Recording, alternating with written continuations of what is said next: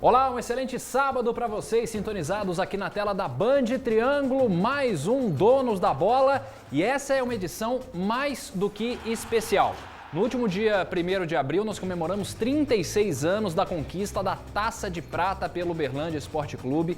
Nós vamos trazer detalhes, imagens, informações sobre essa campanha histórica do time do Uberlândia Esporte, que até hoje fica na memória de muitas pessoas. Então hoje é um programa que hoje eu vou falar o mínimo possível, porque vocês já estão vendo aí que nós estamos com duas peças raríssimas do esporte de Uberlândia, do esporte da região. O nosso querido Ronei Bentes, que está sempre aqui com a gente. Tudo bom, senhor Ronei? Como é que está? Tudo bem, prazer mais uma vez estar aqui. Bom dia a todos, não é? Você veio de vermelho para falar do Uberlândia Esporte? Mas é para poder não dar aquele contraponto, né? É verdade, é verdade. E nós estamos aqui também com o maior goleiro da história do Uberlândia. Bom, o Amarildo Maciel falou ali na redação para mim assim, o Mão Furada tá aí, o Mão Furada tá aí. É verdade isso, Moacir? Muito prazer ter você aqui no nosso estúdio para falar sobre essa conquista. O prazer é nosso, muito bom dia aos telespectadores. Na verdade, isso é um carinho especial que alguns torcedores têm, né? E deixa a gente bem à vontade na hora de a gente conversar ou lembrar dos tempos passados, né? Inclusive com algumas falhas, né? Porque a gente não é perfeito, mas isso faz parte. Faz parte, com certeza. E a gente vai contar muita história nessa meia hora que você sempre nos acompanha aos sábados às 11h30 da manhã, trazendo sempre informações, vídeos históricos. E a gente já vai começar falando então sobre essa campanha da Taça de Prata de 1984. A gente vai colocar na tela para vocês, porque não começou só, o pessoal só lembra do jogo do Remo. Isso. Só teve o jogo do Remo no Parque do Sabiá? Não, começou muito antes. Na verdade, começou cerca de 1 mês e meio antes a campanha do Uberlândia Esporte, que foi no torneio seletivo do Campeonato Mineiro, né, Moacir? A gente tem até aí na tela a tabela dos jogos que o Uberlândia fez no torneio seletivo, porque foi campeão mineiro do interior, naquele campeonato mineiro, e acabou indo para o grupo B jogar com o Nacional de Uberaba, Guarani de Divinópolis e o próprio Uberaba. Foi uma campanha histórica, um empate, uma derrota e o resto tudo foram vitórias. E aí teve a derrota no jogo final no Parque do Sabiá para o América Mineiro. Você se lembra desse torneio seletivo, que foi o começo daquela trajetória vitoriosa de vocês? Não haveria como não lembrar, né? Porque tem uma particularidade aí que o Uberaba ia participar, então nós fomos participar também. Aí faltando acho que 2 semanas para o início, o Uberaba desistiu e nós desistimos também. E aí teve um problema com os presidentes, o Paladini estava muito preocupado com isso tudo, né? Porque era pouco agitado, né, o Paladini, né? Tranquilíssimo. E aí né? O Uberaba resolveu, se eu não me engano era o Valtinho, o presidente, eu não me lembro. Foi a vez que eu mais aproximei do Uberaba Esporte, porque a gente conversava também com... A gente queria o jogo, lógico. E acabamos indo todo mundo pro choque, né? E, lógico, nós fomos beneficiados com a corrente que nós fizemos entre os jogadores e fomos levando isso até o final, mas foi ótimo. Você lembra, Ronei?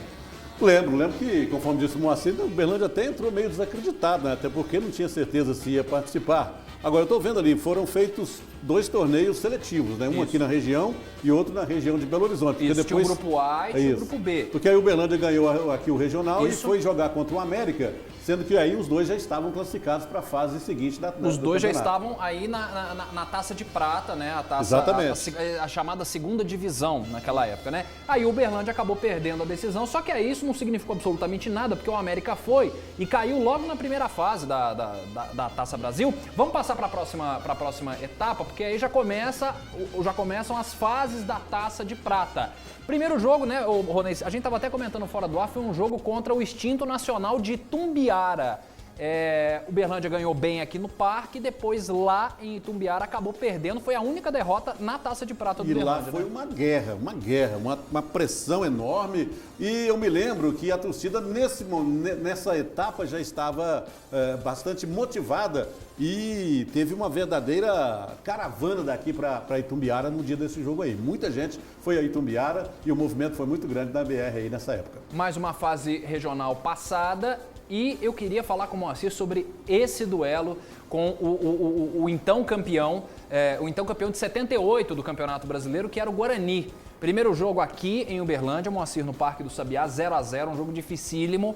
E aí lá no Brinco de Ouro da Princesa, o Verdão arrancou a vitória de 1-0 para passar para a próxima fase. Você lembra desse duelo com o Guarani? Foi um jogo bastante movimentado. O jogo daqui, nós fomos lá praticamente derrotados. Eu não sei se foi a esperteza, né, do 109, que como supervisor é fantástico, mas como treinador, acho que ele usou um pouquinho a psicologia, né, e nos fez uma preleição dizendo que nós já tínhamos perdido, né, é o último jogo do torneio e tal, porque nós vamos jogar com o Guarani, aí nós batemos o pé e falamos, não, nós vamos lá para dentro para ganhar e tal. E, graças a Deus, conseguimos uma brilhante vitória. E o Guarani muito bem estruturado. Gol né? do Zé Carlos, né? Gol do Zé Carlos. Se eu não me engano, até foi no primeiro tempo. A gente jogou demais da conta, principalmente a zaga, porque aí foi uma pressão muito grande, né?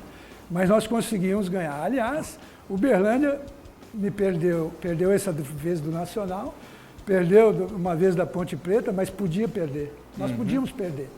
Foram 3 partidas durante o ano inteiro. O resto foi empate, vitória, empate, vitória.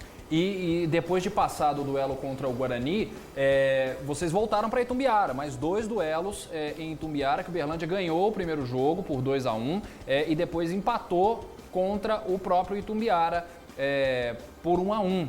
Com essa fase de mata-mata, né, nós tivemos essa felicidade, que a gente fazia o resultado fora, tentar fazer o melhor para trazer para dentro de casa e ficar classificado. O Parque Sabiá foi um grande dos nossos jogadores, né? Seria a 12º torcedor, porque deu uma média, me parece que é 30 mil pessoas. Isso era, se fosse hoje, era campeão de bilheteria. E eu queria que você falasse, você também, Rony, você teve no jogo em João Pessoa contra o Botafogo? Sim. 4-0 do Uberlândia? 4-0, e não deixa também de ser uma grande surpresa, porque o Uberlândia chegou lá como um franco atirador, não é? E fez uma grande partida, uma belíssima uma atuação. Eu me lembro, inclusive, que depois do jogo, enquanto a gente arrumava ali o equipamento e tal, saindo do estádio, eu encontrei com um torcedor, ele estava impressionado com o time do Uberlândia, principalmente com o Luizinho. Se não me engano, o Luizinho fez 1 ou 2 gols naquele jogo, e o torcedor me falou, rapaz, que lateral é esse? Parece Perivaldo. Perivaldo jogava no Botafogo, né? A semelhança era bastante.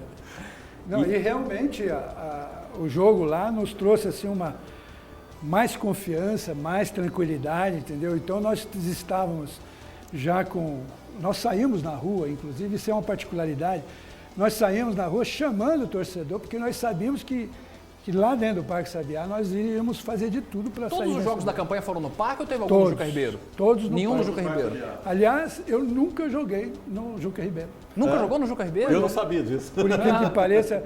Aliás, eu fiz a minha estreia no Uberlândia Esporte num jogo amistoso contra o América de São José do Rio Preto. Ganhamos o jogo de 1-0 com lançamento com a mão lá do gol, com a mão para frente do meio do campo. E numa contra-ataque maravilhoso. E isso, né, faz com que você crie confiança. O grupo todo, confiança, era Santiago Pio. Isso, Santiago, era o do nosso Uruguai, treinador. que era o técnico do Uberlândia. E depois, né, desse jogo que nós estávamos falando lá em João Pessoa, o Uberlândia veio, ganhou de novo, meteu um 2-0 para selar a classificação. E do outro lado da chave, nós tínhamos um time que não era nada fácil, que era o Remo, que passou pelo Inter de Santa Maria nas semifinais, veio também numa grande campanha. E aí vem um jogo antológico no Parque do Sabiá. Ô, Bornei, você estava no jogo do Parque, Sim, não estava? sim, estava. O Borderô fala 16 mil torcedores, tinha só isso no Parque do Sabiá? Não, tinha bem mais, muito né, Moacir? mais, não é? Lá devia 16 ter. é porque eles tiram. Tinha um tal de Purfo. por fora. Eu já falei aqui que naquela época a federação dividia por 3 a renda, né? O visitante, o mandante e mais a federação. E aí sempre tinha aquele jeitinho para poder o clube ver se sobrava com alguma coisa, né? Bom, Mas tinha seguramente mais de 35 mil pessoas. Ah, com certeza, com certeza. E o autor desse gol, infelizmente já não está mais entre nós, mas Vivinho, conta pra gente como é que foi o gol aos 46 do segundo tempo, que acabou sendo fundamental no título do Berlândia Sport. Roda aí. Naquele lance nós estávamos todos esgotados. Eu já estava com a meia arriada, né? Já tinha arriado a meia que estava me dando cãibra, 46 do segundo tempo. Houve um lance na nossa intermediária, né? Eu não sei se foi o Batata que bateu para o Chiquinho, a lateral, se foi o Luizinho que bateu, que foi pelo lado direito do nosso ataque. E foi interessante porque eu fiquei olhando o que estava acontecendo no lance e caminhando em direção à área, né? Mas eu não imaginava que o Chiquinho iria lançar a bola lá da intermediária, né, para a área, não pensei isso. Só que eu estava de uma posição para bater com a perna esquerda, né? Porque eu estava do lado esquerdo da entrada da área do Remo. E eu não tinha condições, porque a bola estava vindo do lado direito. Aí o que eu fiz? Eu saltei para pegar uma posição, saltei e peguei com o pé direito de primeira. Eu não vou dizer para você, não, eu acreditei. Foi um lance, assim, acima de qualquer qualidade, né? Também de pura percepção, porque naquela altura do jogo, você perceber que uma bola está caindo para você ali, e sem nenhum zagueiro te marcando, eu não sei nem se tinha zagueiro me marcando, quando eu bati, a bola bateu na rede e caiu fora do gol. Aí eu só ouvi a torcida que já estava fora do estádio, voltando, pulando, gritando, e eu queria vibrar, porque naquele gol eu tinha perdido o pênalti, eu queria vibrar com a torcida, e os jogadores do Berlândia me arrastaram para o vestiário, simplesmente me tiraram do campo e me arrastaram para o vestiário. Eu senti aquela pirâmide em cima de mim, e quando eu acordei eu já estava dentro do vestiário. Que isso? E foi uma emoção muito forte, muito grande, e uma marca muito profunda de um futebol tão emocionante que o Berlândia praticou naquela época. Eu me lembro que Minas Gerais toda era o Berlândia, né? Tá aí, um relato histórico do Vivinho no aniversário de 30 anos da conquista pelo Berlândia. Isso foi uma entrevista que eu fiz junto com o Lucas Papel para a Rádio Globo Cultura. Um abraço pro Papel. Tem livro teu aqui, inclusive, para a gente recomendar. Bom ouvir o Vivinho de novo, né? E lembrar um pouco dessa história, né, Moacir? Sem dúvida. São coisas que o futebol nos proporciona, né? Essa emoção, essa alegria de você voltar no tempo e descobrir, né? Porque realmente eu nunca tinha ouvido essa Acho que nem eu, história. Acho que nem eu tinha ouvido também, não. Então a gente tem esse material que é rico, né? E fica guardado. E só nesses momentos que a gente se lembra. Eu sou professor, né, das escolinhas, da FUTEL, e a gente conversa com os meninos não sabem. Tem muitos meninos que não sabem que o Berlândia é campeão brasileiro, que deu a chance de participar, inclusive, da primeira divisão do Campeonato Brasileiro, que antes era o Clube dos 20, né, do 20. É verdade. Então, isso é importante, resgatar isso tudo. Isso que você está fazendo é maravilhoso para nós, ex-jogadores. Eu, por exemplo, faço parte de um grupo de ex-atletas do Fluminense. Nossa Senhora, é o dia inteiro, em torno de 100, 150 mensagens, relembrando o que nós passamos lá atrás. Isso é maravilhoso. Você lembra desse gol? Lembro. Eu já estava... Onde você estava no estádio? Eu estava ali do lado direito, né? Exatamente atrás do gol da cara. Tava, exatamente. Já estava me preparando porque naquela época você entrava no campo para fazer entrevista. Eu era repórter de campo, né? Já estava preparado para poder entrar em campo e entrevistar os jogadores. Então já estava na lateral, mais ou menos na direção onde o Vivinho estava, não é? E acompanhei bem de perto esse gol aí. E realmente foi um gol maravilhoso. E conforme disse o Vivinho na explicação, pela lógica, ele teria que bater de pé esquerdo, né? Mas ele bateu com o pé direito. Então, sem pulo, né? Sem pulo de pé direito. Isso aí talvez surpreendeu o goleiro e realmente foi um gol maravilhoso e histórico. Eu tenho a impressão que se ele chuta com a esquerda, ela iria... Ia lá na arquibancada. Exatamente. Ia pra fora. O Ronei já tá doido aqui pra falar, então vamos falar então, Moacir, aproveitar, vamos no gancho do Ronei. Vamos falar um pouco sobre esse jogo então do Parque do Sabiá. Queria que vocês trouxessem as impressões de vocês, você vendo do lado de fora e você vendo de trás, como que estava toda a pressão. Foi um jogo que vocês sofreram muita pressão também, não foi? Como que foi essa vitória no sufoco ali no finalzinho, Moacir? Na verdade, a gente tinha total confiança de que no Parque Sabiá era nosso, né? E a garantia de que se a gente fizesse um resultado interessante no parque, a gente iria para Belém, por eles terem uma melhor campanha, aquilo que você falou no início, né? A gente teria que jogar a segunda partida lá. seria mais difícil para nós, mas nós tínhamos que ter um resultado positivo. Então, a partir dos 15, 20 minutos do segundo tempo, aí sim, começou uma certa preocupação entre nós e tentando fazer de qualquer jeito, né? E foi na hora do gol que o Chiquinho recebeu o lateral do Luizinho e já chutou para a área, o Vivinho nem estava percebendo. Eu acho que isso fez com que a gente conseguisse fazer, porque você viu que o Vivinho confessou ali que estava sem... Foi intuitivo o negócio dele, eu até comentei isso, que foi uma intuição. E ele realmente fez. Então, nós acreditávamos, porém, recebemos essa pressão emocional dos 20, 15 minutos do segundo tempo à frente. Foi terrível, foi terrível. E uma particularidade, a gente tinha, assim, nós jogadores, a maioria meio supersticioso, eu principalmente, todos os nossos jogos, nós começamos jogando do lado direito, sendo o placar no segundo tempo. Todos os jogos, todos. E sempre com vitórias.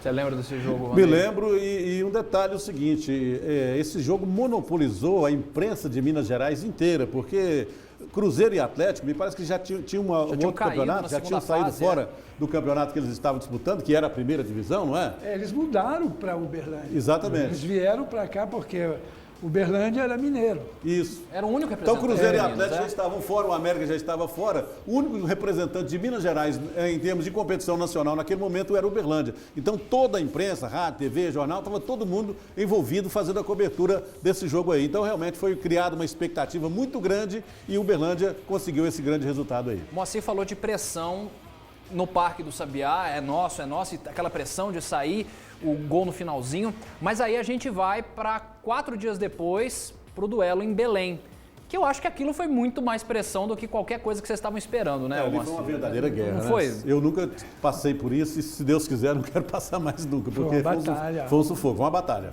Realmente, só para você ter uma ideia,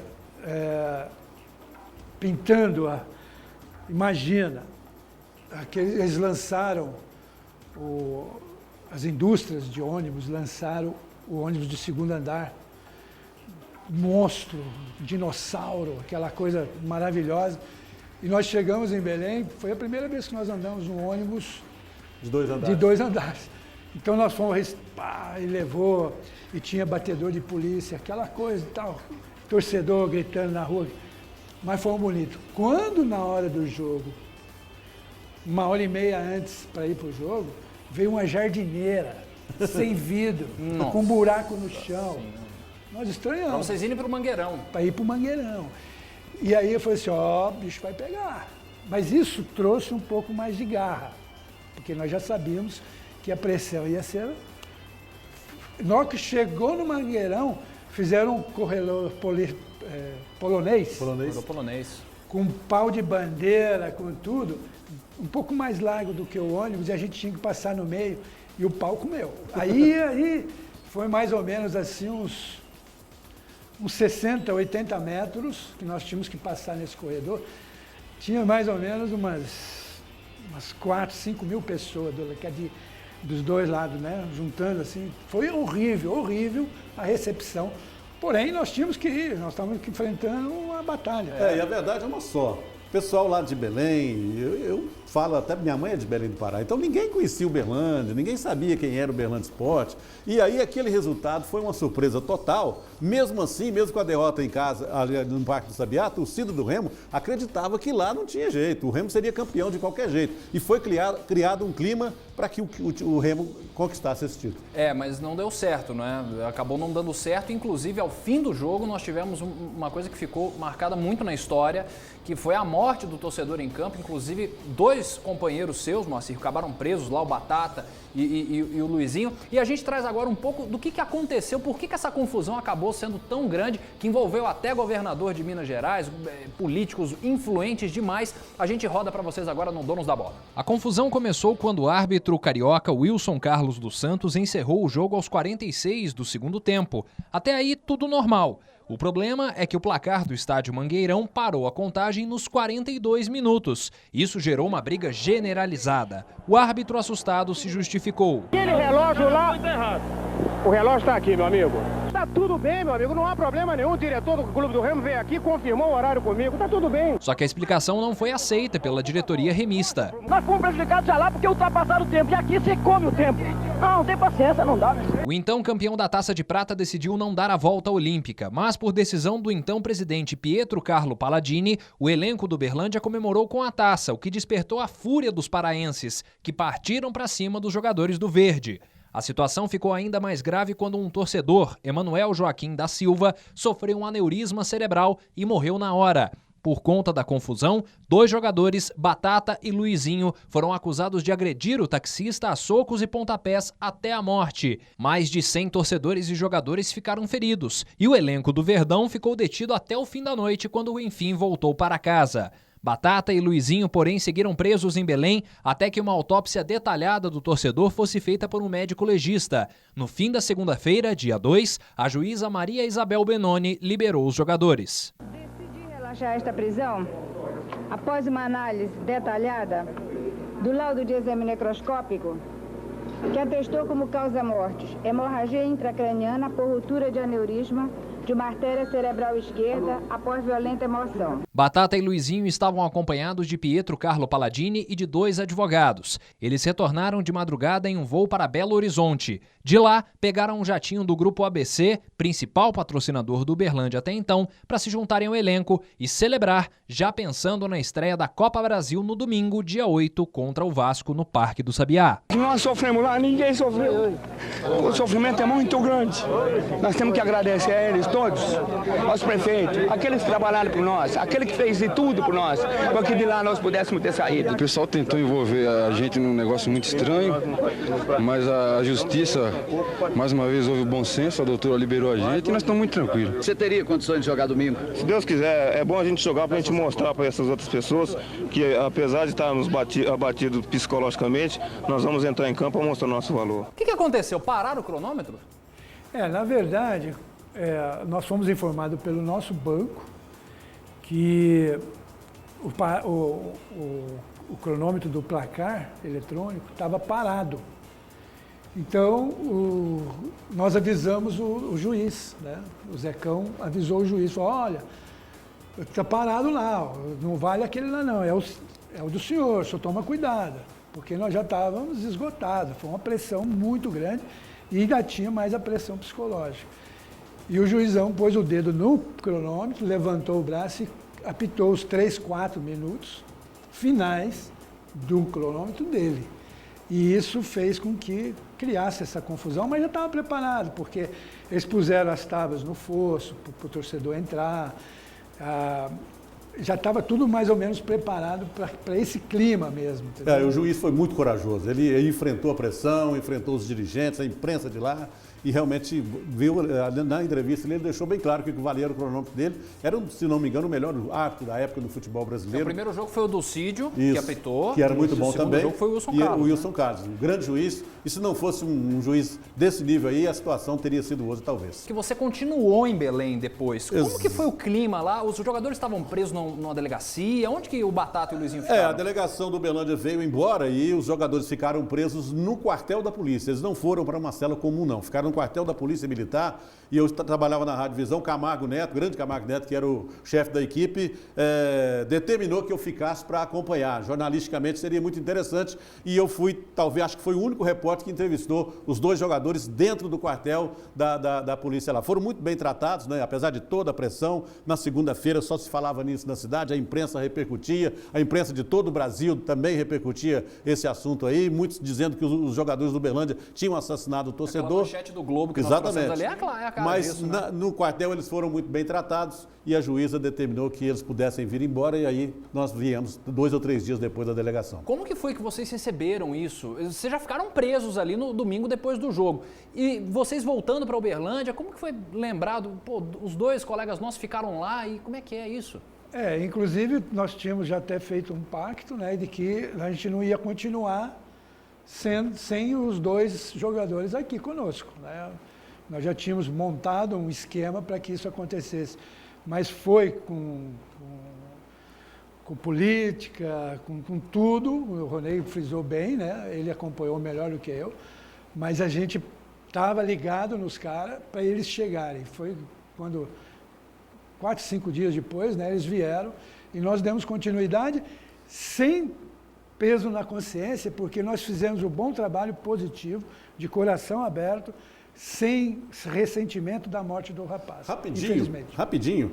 Eu lembro que o jogo acabou por volta de 6, 6h30, e nós, jornalistas e jogadores do Uberlândia, só chegamos ao hotel por volta de 10, 11 horas da noite. E o hotel cercado, o quarteirão todinho cercado pela polícia, porque a torcida queria. Primeiro queria invadir o vestiário, não conseguiu, porque a polícia também fez um grande trabalho, e depois queria invadir o hotel. E nós fomos, só completando o que ele falou, 4 horas da manhã, acordou todo mundo, urgente, para fugir de Belém. O Zecão falava que não sabe que não sabia, né, como é que vocês tinham saído de Belém. Então né? nós fomos acordados, 4 horas da manhã, fomos para o aeroporto e viemos num voo noturno de carreira, né, mas foi uma determinação de um general do Exército, sei lá como é que é o negócio, que estava lá em Belém e falou, olha, fica mais fácil cuidar de 2 do que de vocês todos. E nós viemos embora. Eu vou até pedir para o Michel puxar para a gente ali umas imagens da chegada do Uberlândia, depois, enfim, de todo o drama e tal. Aí nós temos imagens, isso aí é na entrada de Uberlândia, mas desde Catalão já tinha gente acompanhando vocês, né, Moacir? A delegação desembarcou em Brasília, né? Desceu em Brasília e vieram de ônibus? Viemos de Urutu. Urutu é o ônibus do Uberlândia, né? Carinhosamente. E vários torcedores foram até Catalão para receber os jogadores do Uberlândia. Como que foi essa chegada, hein, Moacir? Enfim, com a taça, fugido de Belém? O tempo todo eu fiquei com a taça, segurando a taça, isso para mim é um orgulho muito grande. Mas nós fizemos, viemos no avião, né, já preparando, mas foi mais surpresa ainda quando nós chegamos aqui em Uberlândia, né, porque a cidade parou, fechou tudo e só ficou comemorando da hora que nós chegamos, se eu não me engano foi por volta de meio-dia, 2 horas da tarde, eu não sei, e o negócio estendeu. Foi feriado na cidade. Realmente é muito emocionante e partiu daí, né? Odilon Lara, pai do nosso Luiz Lara aí. Pai do Luiz Humberto Lara. Exatamente. Era o supervisor do Uberlândia na época. Justamente. E o 109 era o técnico. Pô, e o Galo veio no ano seguinte e levou o 109, hein? Levou o 109, exatamente. Uma campanha histórica. O 109 era um grande profissional, mas como disse o Moacir, ele não era um técnico especificamente. Não. Ele era supervisor. Foi colocado como técnico e acabou dando certo. Bom, a gente ainda acompanhando um pouco sobre esse timaço de 1984 do Uberlândia Sport, tem um cara que todo mundo gosta dele, todo mundo conhece e que o Érico Gabriel foi atrás dele no nosso Depois das Chuteiras. Roda aí o nosso querido Érico Gabriel com um dos personagens importantes, sim, daquele título de 84. Bom dia para vocês aí do estúdio. Hoje vamos falar de mais um campeão de 84, Mauro Eli Silva, um Maurinho, meio de campo, que começou no Uberlândia Sport em 77, ainda na base. Ele fez parte desse time campeão e também disputou o Campeonato Brasileiro da Série A pelo Uberlândia. Jogou em vários times e encerrou a carreira no Verdão da Mogiana em 91. E sobre o que ele faz depois das chuteiras, eu vou dar uma dica. Ele foi meu treinador em 2000, no CFZ, no Centro de Futebol Zico. Agora, fala aí, Maurinho, o que você está fazendo hoje? Sou de Uberlândia, comecei minha carreira aqui no Uberlândia Sport, né? Aos 17 anos. Tive a oportunidade de estar vestindo a camisa do Uberlândia. Aos 17 anos também fui convocado para a Seleção Mineira. Participei do Campeonato Brasileiro de Seleções pela seleção. Fui vice-campeão. Chegamos na final contra a Seleção Carioca, né? E logicamente que hoje já parei, exerço a profissão de educador esportivo pela prefeitura, FUTEL, já há bastante tempo. Parei de jogar em 91,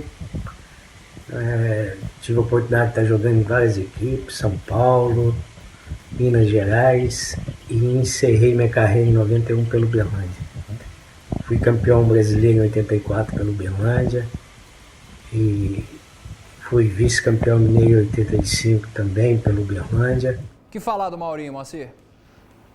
Cara, esse é uma figura, né? É impressionante, o Maurinho está no coração de todos nós, porque ele era um ator especial, né? Não só jogava muito bem, como nos trazia também muitas brincadeiras, muita descontração dentro do grupo. E isso faz parte, né? Fez parte, principalmente com o grupo homogêneo que nós tínhamos. E ele era o ator disso tudo, né? Ele que contagiava, né? Com as histórias, com as brincadeiras. E na hora da seriedade ele também estava presente. Isso é fantástico. Não, o Maurinho, o Moacir disse tudo, né? É um jogador nascido e criado aqui em Uberlândia, uma identificação muito grande com a torcida, e o time era formado por vários que vieram de fora, e o Maurinho realmente foi muito importante no entrosamento desse grupo aí, e teve um trabalho fantástico, tanto dentro quanto fora das quatro linhas. Bom, nessa reta final de Donos da Bola, a gente fala agora um pouquinho sobre a campanha do Uberlândia na Copa Brasil, que era a primeira divisão. Porque como é que funcionava? É bom a gente explicar, né, Ronei? Que tinha uma primeira etapa, com as duas primeiras fases, eram com times da primeira divisão, e aí o campeão da Taça Brasil entrava na terceira fase em um dos grupos, né? E vocês acabaram entrando, Moacir, justo no grupo do vice-campeão daquele ano e no grupo do campeão também do ano seguinte. Porque tinha o Curitiba, tinha o Vasco e tinha o Fortaleza. Na tela para vocês, os resultados, os jogos do Uberlândia, que aconteceram entre 8 e 25 de abril. Foi muito rápido, né, essa disputa da Copa Brasil. Empate com o Vasco, vitória contra o Fortaleza, derrota contra o Curitiba. Fortaleza venceu lá em Fortaleza, empate contra o Curitiba e uma derrota doída. E a gente põe aí na tela para vocês agora um pouco dos lances de Vasco 1, Uberlândia 0, que hoje, inclusive, nesse sábado, dia 25 de abril, completam-se 36 anos desse jogo. Como é que foi? Foi tudo muito rápido, né? Já sai da seletiva, vai para a Taça de Prata, já entra na Copa Brasil. A gente até gostava disso, porque o jogador de futebol não gosta de treinar. Então, a gente matava mais os treinos e dava condicionamento para nós, né? A gente entrava dentro de campo, já chegava aqui, já tinha que preparar para o jogo seguinte. Isso era ótimo para nós. Porém, a disparidade ou diferença técnica de jogador para a nossa equipe era um pouco elevada. E outra, o nosso desgaste foi muito maior do que a primeira divisão, que deixava o jogo lento, mais tranquilo. Nosso jogo era mais pegado, tinha que se dispor mais para conseguir os resultados. Então, eu acho que isso fez a diferença. Você acompanhou de perto essa campanha? Acompanhei duas curiosidades. Esse jogo aí foi lá em São Januário, né? Gol do Roberto Dinamite, no finalzinho, um pecado. O Uberlândia fez uma grande partida, não merecia perder, mas no finalzinho... Se tivesse empatado, classificava. Classificava. No finalzinho, o Roberto Dinamite fez o gol da vitória. E aqui no Parque do Sabiá, foi o maior público da história dos jogos do Uberlândia Esporte. 55 mil torcedores no jogo Uberlândia e Vasco da Gama, 0-0. O goleiro do Vasco da Gama, Roberto Costa, foi eleito o goleiro da rodada. Foi eleito o melhor goleiro daquele domingo, porque fez defesas fantásticas e garantiu o empate de 0-0. Muito bem, então vamos encerrar esse Donos da Bola aqui, porque a direção já me gritou. Só assim, Nossa, não foi? Muito rápido. Foi muito rápido.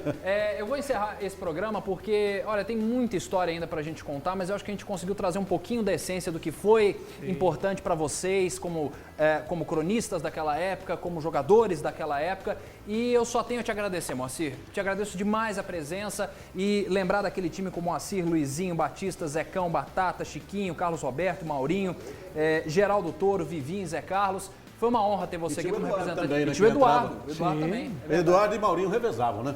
Obrigado, Moacir. Eu que agradeço, de paixão mesmo, porque a gente é gostoso falar da gente, principalmente de vitórias, né?